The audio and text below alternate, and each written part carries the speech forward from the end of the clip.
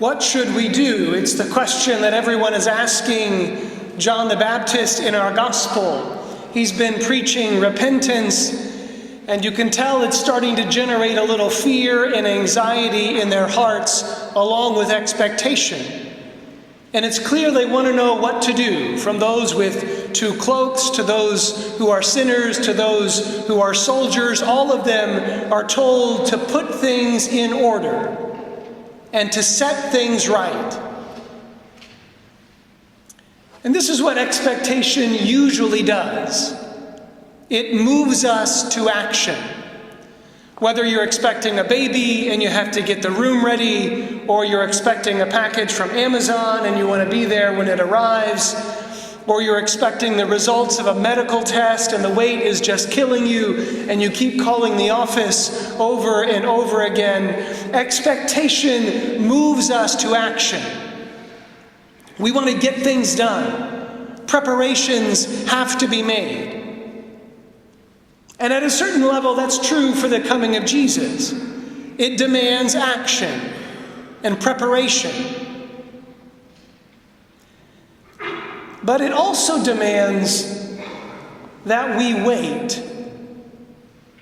It demands silence. It demands attention. It demands patience. There is no tracking this package. We don't know precisely when Jesus will arrive. And so we have to wait. And there may be nothing more difficult than this: to wait.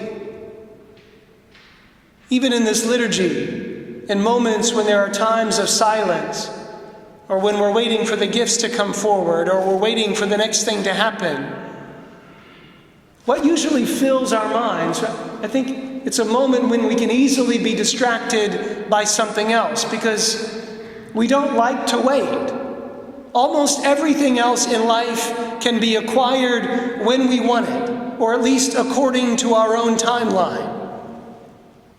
But the arrival of Christ in our lives is an unforeseen event. It is impossible that we would know his exact arrival time and the manner in which he will come. And so we have to wait with expectation, to wait with the awareness of why we need him to come. And I'll tell you, I don't think we're the best of waiters. You know, we tend to fill that time with something else. We scroll through our Twitter feed, or we scan the latest happenings on Instagram, or we mindlessly watch television to fill the time. And we do it all because we don't like waiting. It's why there are magazine and doctor's offices, so that we're not thinking about the fact that the doctor is getting ready to tell us something probably that we don't want to hear. And God forbid that we should talk to someone else in the waiting room. So we have to fill our time with something else because we don't like to wait. We want to be doing something. Waiting well is one of the hardest things to do.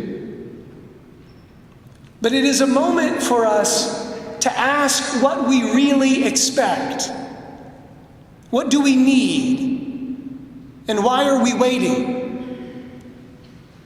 Because if we don't ask, then nothing will change. If we're just preparing because the church says Advent is a season of preparation, but we haven't asked what difference Jesus makes in our lives, then absolutely nothing will change. In fact, it might be worse. It might be worse because we expect something to change. We say, Christmas is coming, and that means something new will come. But if we don't take a moment to ask what needs to change, what we're asking of Jesus, then Christmas will come and go, and we will return to the way of living that we were living before. And nothing will change.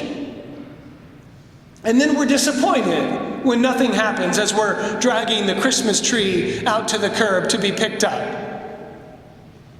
But Zephaniah, in that first reading, certainly knew concretely why he was waiting. Shout for joy, O Zion. Sing joyfully, O Israel.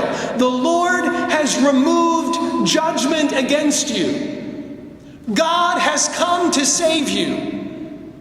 Even though the people had turned away and worshipped false gods, even though the people had not completely turned back to the Lord, rejoice. Rejoice because the Lord is coming to save you. And that's a reason to celebrate. That's a reason to wait. But for us, what is it? What are we waiting for in our lives? What do we need? What are we asking of Jesus? Maybe it's for a greater sense of being a part of something because we feel disconnected or alone. Maybe it's for support as we fight through the loss of a loved one. Maybe we're stuck or tired or distracted and we need the clear presence of the Lord to help us get moving and focused on what we're about.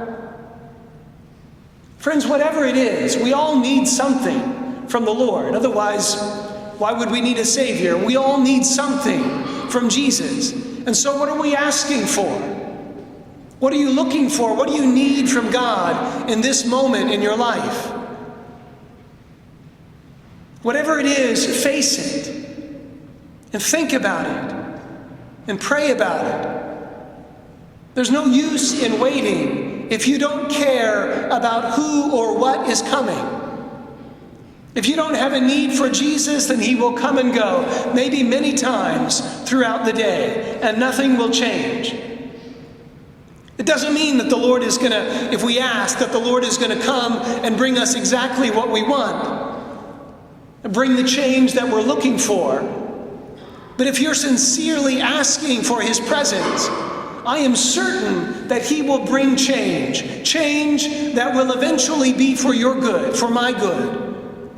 And this is what St. Paul is urging us to do in that second reading. In everything, by prayer and petition with thanksgiving, make your requests known to God. If you need something, then ask for it. If you're struggling with something, then beg the Lord to give you help. Whatever it is, don't keep it to yourself, but ask the Lord for his grace and mercy and strength. Then you will find peace and grow in your understanding of Christ. This is the promise of St. Paul, and this is God's promise to us. Ask me. Ask me so that I can respond to your need. Friends, we have to learn to wait well. Silence, patience, and awareness. They're all necessary to wait well. Silence, patience, and awareness. Maybe in the remaining days of Advent, we can work on these three things: silence, patience, and awareness. Because this is the kind of expectation that leads to a changed heart. This is the kind of waiting that helps us to receive the one who comes to us.